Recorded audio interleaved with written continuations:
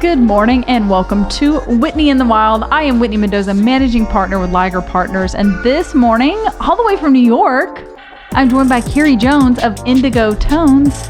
Kerry, welcome. Thank you. I'm so pleased to be here. I'm glad you're here. And I feel so we do have Vanessa in the background, our head of marketing at Liger. And we're going to bring all this together because I feel like the perfect place to dive in is, what are you doing here in Atlanta, all the way from New York?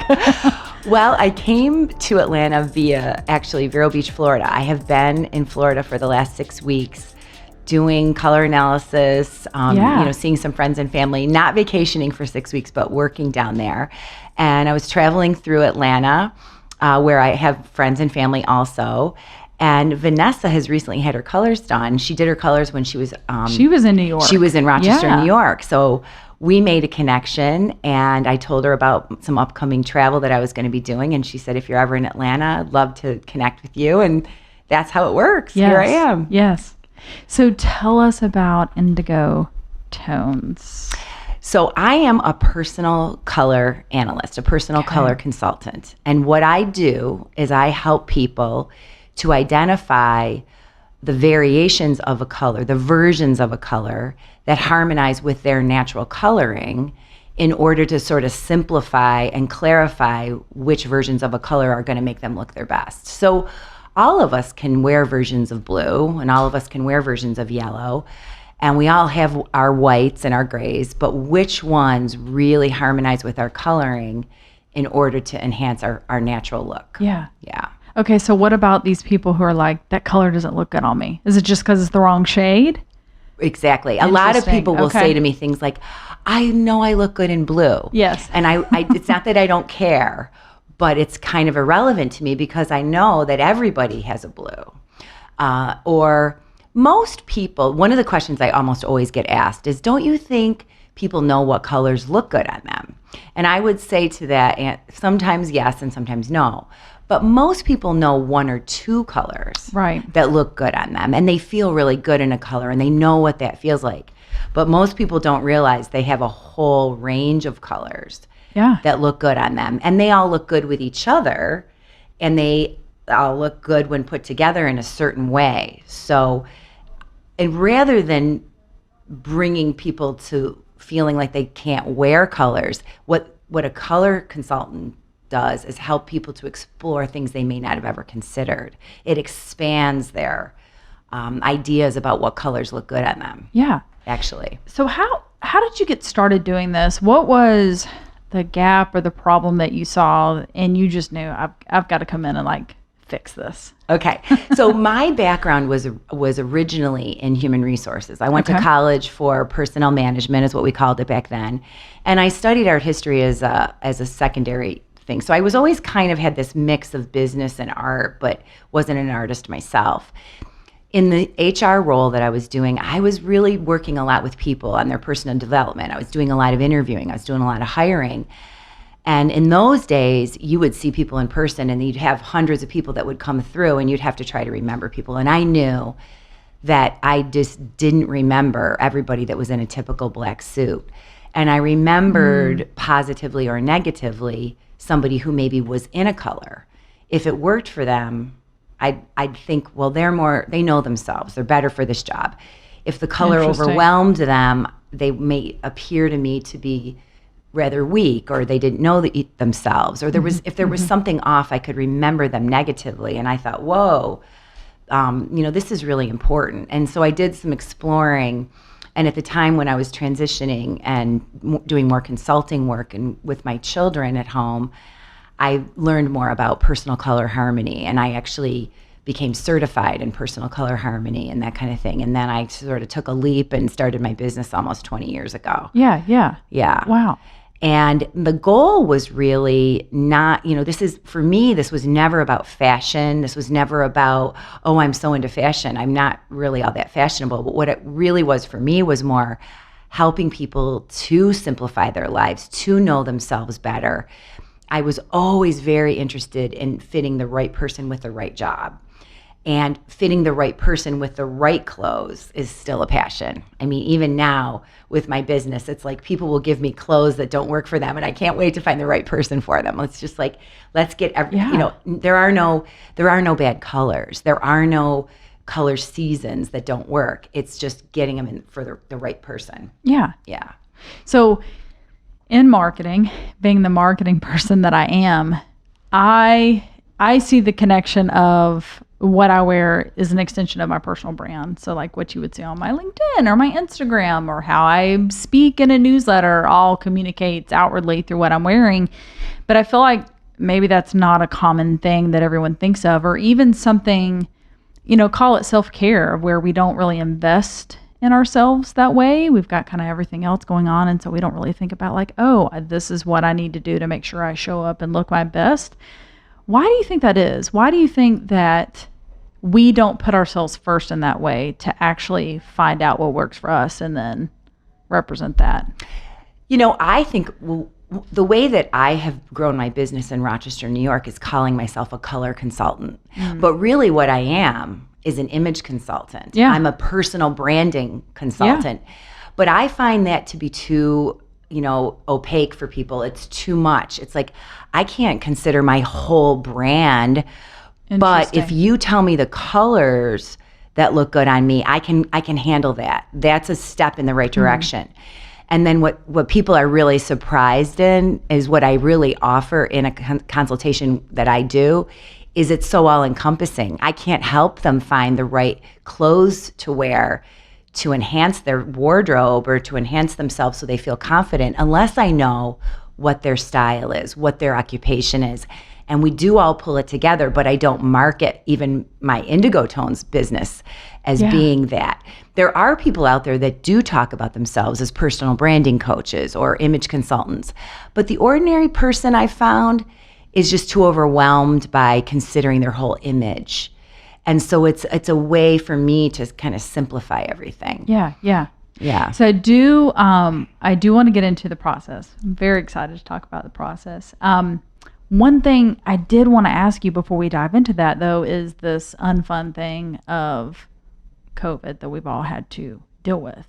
And so I keep saying we got to come up with a different word for pivot because everyone's like, we've used it too much, right? Like it was funny. I posted something on social media a while back and they were like, well, what about that Friends episode? And I'm like, that's the only time you're ever allowed to use pivot ever again is when you're referencing that episode. Otherwise, don't say it. But you have truly pivoted your business to continue to make it work and stay alive and thrive. So tell us, because I feel like it tied into your Atlanta story a little bit and you're traveling, but tell us what you're doing to change it up and keep going despite kind of what's happening in the world. So for about 16 years, I had a standalone studio in the town of Pittsford, which is a suburb of Rochester, New York. Yeah. And a little studio. It was great. See people, they come in and the studio is all set up for personal color analysis. It feels a lot like this studio, as a matter of fact. But when we got shut down in New York State and we weren't allowed to see people in person, I had to actually shut that business down. And a lot of people said to me at that time, Kerry, you don't believe in doing a personal color analysis virtually. You can't, you don't believe in it, but people are going to need to be, you're going to need to tell people what their colors are by looking at them on a monitor or by seeing their photos. Sure. And I never wanted to do that because I don't believe it works, because there's such fine-tuning there. And when I tell you a little bit more about the process, you might see that you can get close, but close isn't good enough for this. And I learned very quickly that even though a lot of people said I had to do that, I couldn't do that, and I wasn't going to do that. So I won't do a virtual color analysis, but I can consult once somebody knows their colors. I can consult virtually. But I also thought that this was the perfect time. For years and years and years, people have been asking me, Kerry, there's nobody that does what you do in Des Moines or in Eugene, Oregon. Can you please come here? Can you please come and do my colors? Or how can I get my colors done without having to come to you? And I love to travel, and my kids are grown. Very and nice. This is just the perfect time. So I decided to close that studio, the standalone studio, move the studio closer to my home in the city of Rochester. And I purchased one of those conversion vans, and it's being turned into a travel studio where I can at the time, I didn't know how long this was going to linger on. I can travel safely. I can sleep in it. I don't have to get on mass transit. I can have a lot of autonomy, and I can do a color analysis in that environment within the van. So it's so cool. Yeah. And so the original plan would be that I would have been here in the van right now, but I could come out and get my consultation. Yes. We might have to do it on my loop back through Atlanta. Yes. But that's in play. I'm due to pick up the van, which is being converted in Michigan in May. So I'm ready after I hit, I'm going to be hitting the road, and I've got my feet wet. I've been traveling. I was out in California for 2 weeks, and I was in Florida for 6 weeks, and I've been doing color analysis on the road, but without having, all of the things that make it easier and more fun. Yeah. Yeah. So we're going to link to everything. Because I don't know that the cameras can see this, but I took a screenshot of the seasonal tones. It's kind of like, I'm sure that the Harmony tool, I was going to say that's way better than like a color wheel, because I was like, there's way more going on there. And I know you said, you don't want to say you can't really pick it out just by looking at me because the process is so in depth, but I took 2 guesses and they were both wrong. A major wrong. So there's 12 different seasonal tone harmonies that, if you look outside on a beautiful spring day here in Atlanta, you're going to see daffodils and tulips and all the greens that are coming into the landscape now. Those things are all part of a seasonal harmony that we think of as, say, April in Atlanta. And all those colors are in perfect harmony with each other, but they're really different than if I breeze through here in October, we would be seeing rusts and bronzes and all of those colors. Well, all of us human beings fall into one of those seasonal tone harmonies, is what I call them. And there's 12 different seasonal tone harmonies, and each one corresponds to one of our 12 months of the year. Yes. And I do think that certain parts of the country are more applicable to it. You might think of winter in Rochester as closer than a winter in Atlanta. But to determine who falls into one of those seasonal tone harmonies, what I do is I identify 3 things about them. And one of the other questions that I get all the time, every single time I walk out the door, is somebody says, well, what are my colors? And if I could tell somebody by looking at them, I would just be sitting there drinking my tea and saying, you're this, pay me. But what it really is it's much more fine-tuned than that. Yeah. One of the things that I can tell about you, Whitney, when I look at you, is one of the things I try to figure out about people is, are they dark in their coloring or are they light in their coloring?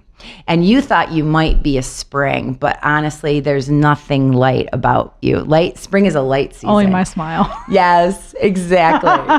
You have Please do not misconstrue this. Yes. I'm like, I've put a disclaimer so we don't cut this clip and use it. You have darker coloring. Your eyebrows are darker, your hair is darker, your eyes are darker. And so the chances are like so close that you're going to be one of the darker seasons, which is an autumn or a winter.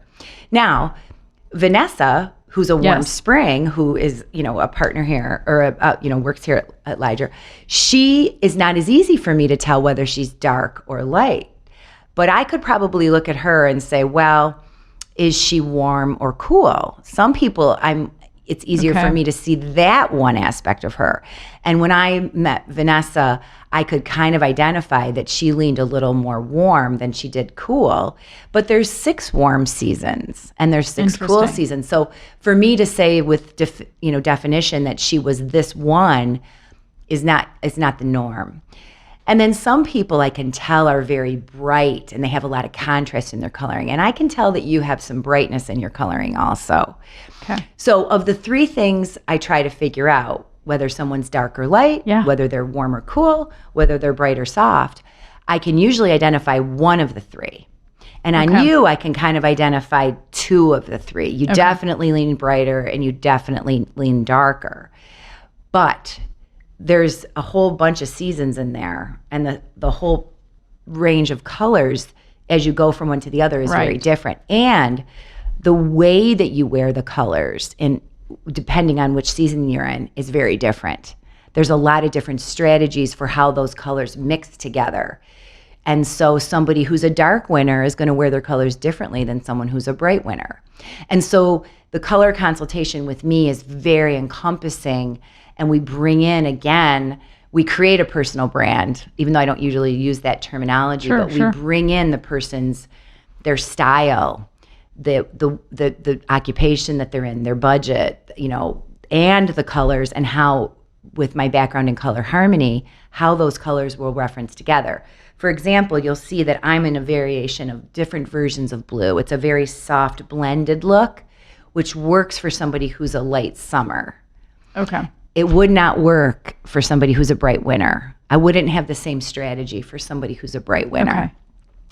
And that's why it's very dimensional. It's not a one-dimensional answer. It's a three-dimensional. It's 3 dimensions within 3 dimensions. Okay. Well, I know. So we've got Vanessa's hanging out behind the scenes. So Vanessa, feel free to chime in.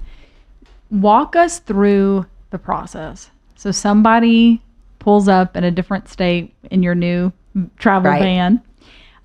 What is the process that you take them through to discover? So what they do is we create a neutral environment, natural lighting like you have here. This room would be perfect for me to do a color analysis in because there's lots of natural lighting. Okay. I also bring full spectrum lights. I completely neutralize the color around them. I take all makeup off. If anyone has any color whatsoever in their hair, I take that out of the equation and I cover their hair with a neutral gray cap.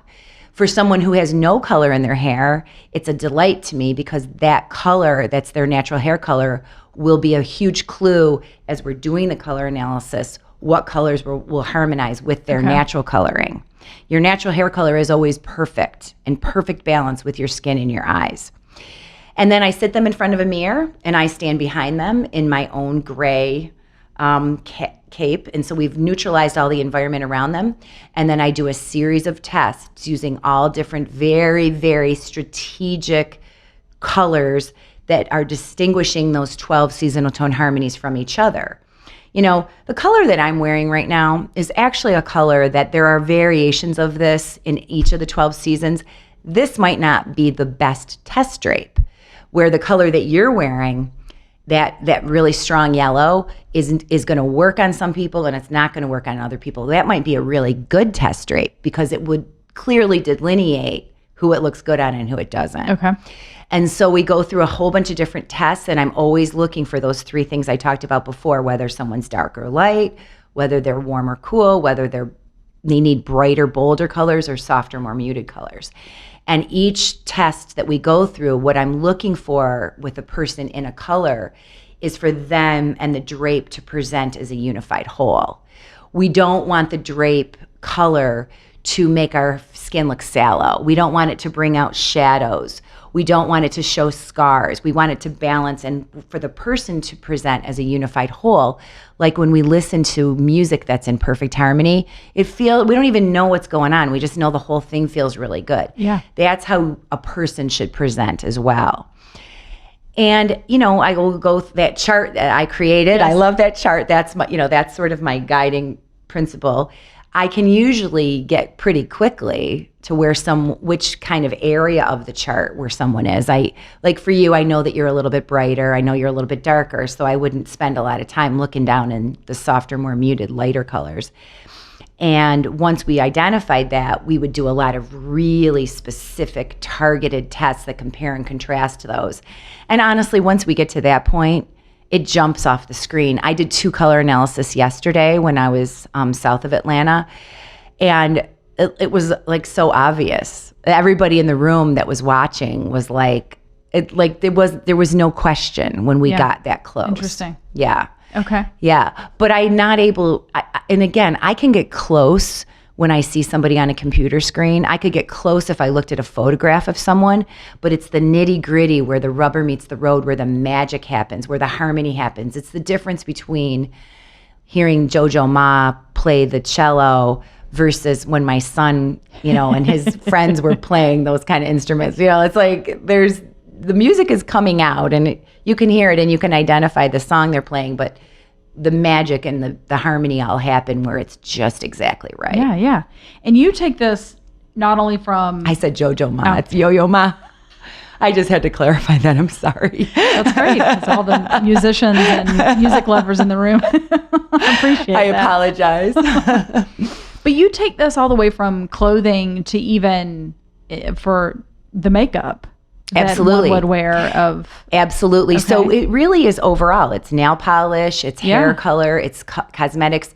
I am, really proud of these swatch books that I manufacture and I designed and created and are very, very, they're the most incredibly useful tool for someone who's trying to create personal harmony. But I actually was surprised when I put them out on my website years ago that artists and interior designers were buying them to, when they were painting paintings in harmony. And certainly every single aspect of this that I talk about as it relates to personal color applies when I walked in your studio here. You're completely honoring everything I know about color harmony. The branding is bright, the colors are bright, and they're put together in a real poppy way. And all of that honors color science as I know it. The person who did it probably knows it, but they don't use the same language I do. And you feel good when you come in here because it has all of that going on. Nice. Yeah. Okay.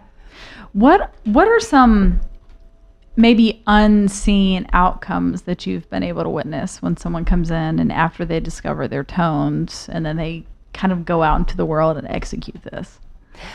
Well, if you read the testimonials on my webpage over and over and over again, people will say, I had no idea how easy this would be, or how many times, a week later, and all these people are coming up to me, people that I work with, people at the post office.